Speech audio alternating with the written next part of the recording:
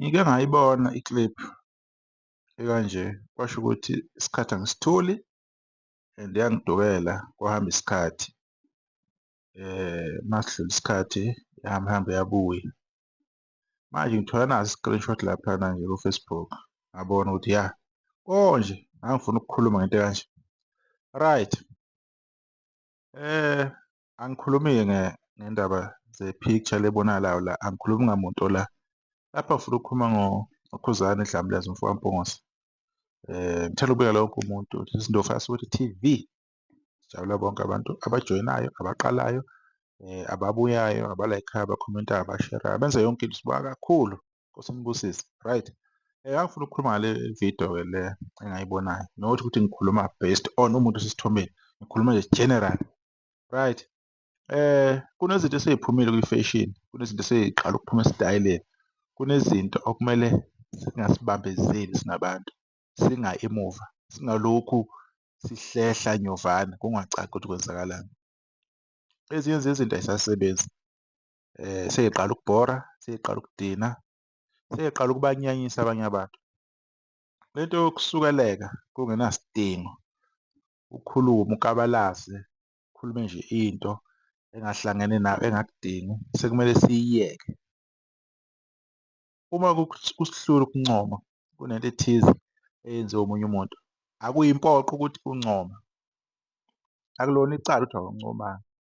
Awuphoqwe muntu, awucelwanga muntu, akekho ozokushaya or ozokusola ukuthi why ungakhomentanga nge-topic ethize. Inkinga ilapha-ke kubantu abaningi, abantu abanawo umoya. Inkinga abantu impilo yabo yiyo le engahambi kahle. Lapha ko-TikTok kobani bani siyafoja, impilo yethu inzima, akuhambi kahle, akuhlangani. So sicasha ngoqhawe langa, senze ngathi yonke into right. Sikwazi ukukhipha i-pain esinayo ey'mpilweni zethu, ey'ntweni ezisihluphayo, siy'khiphele kubani? Kulo osuke ephumela ngaleso sikhathi leso. Unfortunately-ke uKhuzani wuye osegcine ethola lawo magama abheka kuyena. Kwaba namagama la okuthwala, kwaba namagama la okudunuswa, kwaba namagama la, bafowethu, bafowethu, bafowethu.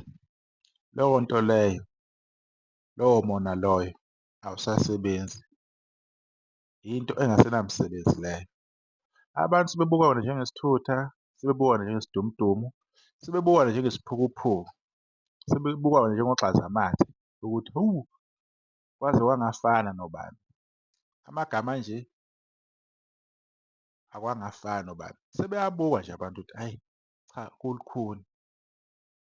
So izinto ey'njengalezi azisimangazi, kodwa-ke siyazi ukuthi abantu abaningi bayapeyinelwa isimo sikaKhuzani.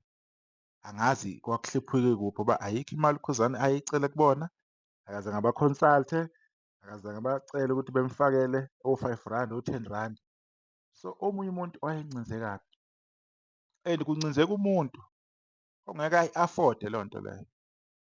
Engabe uyamsondela uKhuzani ambuze ukuthi, wemfowamposi, wenze kanjani empilweni? Uwacabange kanjani amacebo ukuthi ube la okhona empilweni? Awungicushise mfowethu, uKhuzani akubonise uma kuwukuthi khona afuna ukubonisa khona. Kodwa akukho right ukudisplay-a ubudomu, akukho right ukudisplay-a ubulima, akukho right ukudisplay-a ubuphukuphuku emphakathini, usikhombisa ukuthi ingqondo yakho i-short sighted kangakanani, ayikwazi ukucabangela far, icabangela eduzane. Uku-attack-a uKhuzani akusa-charm-i manje, akusekho attractive.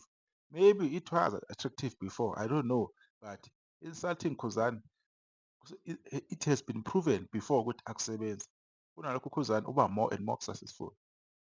Kunalokho uKhuzani uyakhuphuka nimphakamisela phezulu.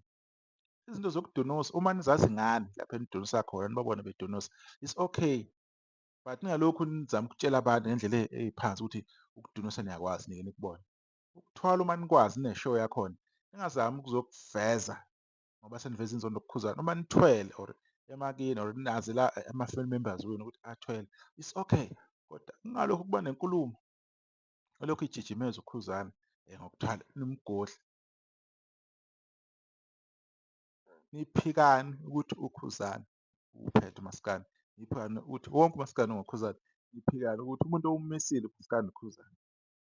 Akekho kulobo Spotify benaba-trend-ayo ku-YouTube iy'ngoma zakhe ihamba kahle kodwa bakhona abaphambili.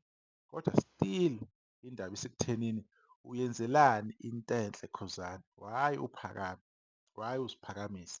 Why ukhombisa ukuthi abalandeli bakho, abathandi bomculo wakho bayakusaphotha, izinto ziyakusebenzela?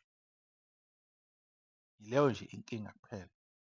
UMona ngelinye ilanga uyombulala umuntu, uyomkhipha nje umphefumulo, umuntu afele ukuthi unomona ngoKhuzani.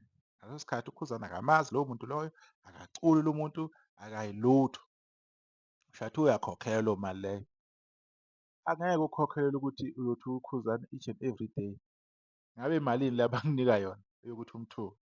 Ngabe leyo mali ingakanani yokuthi uthukana nomuntu? Can you imagine ube ne-assignment yokuthi wena each and every day uzothuka uKhuzani. Umsebenzi wakho ilokho. Every day wena uvele ukubheka into e-wrong ngoKhuzani. Can you imagine i-pain odlula kuyona ne-stress? Into ebuhlungu leyo, ukuthi njalo uma uvuka kumele wenze ividiyo, wenze i-live, kumele ungene ku-TikTok, ukhulume kuqhashamathe, ukhulume iy'nhlambi ey'qala ngo-G, ukhulume ngamazambane amadoda, ukhulume ngayo yonke into just because unenzondo ngomuntu ongenandaba nawe, nomuntu ongakwazi ukuthi uya-exist-a, nomuntu engathi ubani ningaphambana mhlawumbeni akakuboni nje ukubona. Can you imagine leyo pain leyo? Vele uKhuzani siyazi ukuthi i-pain uyayidiliva kubantu usuku nosuku. I-pain uyidiliva eqhawini labo, ayidilive kubona, ayidilive kuma-influencer athi mase ephelelwe i-content ethrendi uKhuzani ukuthi awayibulala. Benyenyiswe yilokho nje ukuthi uthrendelani. Asazi-ke uKhuzani ngoba usazokwenza okunye okusha okuzomthrendisa okuhle ezweni. Abantu basazokuthokozela lokho, sisazomthokozela uKhuzani, sisazokhuluma ngaye. Asifuni ukukhuluma kakhulu lokho sibalabala izinto, kodwa abantu kumele bekwazi lokhu ukuthi ena umona awubuyiseli, umona awusani ndawo. Abantu babuka nje ukuba isiwuzawoza nje bese kuthi ingqondo icabanga kancane, ubuchopho buncane, buncane ubudlule benkukhu. Asazi-ke if abantu iyona ndlela le abafuna ukwaziwa ngayo, iyona ndlela abafuna ukuthi bedume ngayo ukuthi wena uyi-hater kaKhuzani.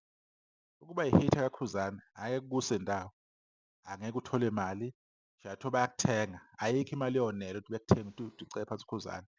Kuyoba nje imali yokuthi uthenge ama-snacks, uthenge leyo Wi-Fi kuphela, uthenge idatha, akunamali ongathi uthi cela uKhuzani.